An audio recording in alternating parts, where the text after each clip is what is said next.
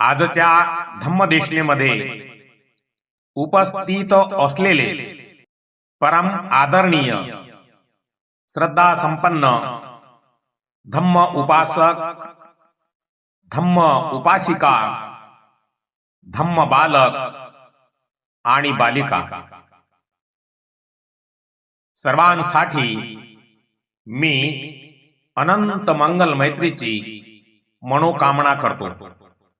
सर्वांचे मंगल हो, सर्वांचे कल्याण हो, सर्वांना सुख, शांती, उत्तम आरोग्य आणि दीर्घ आयुष्य प्राप्त हो।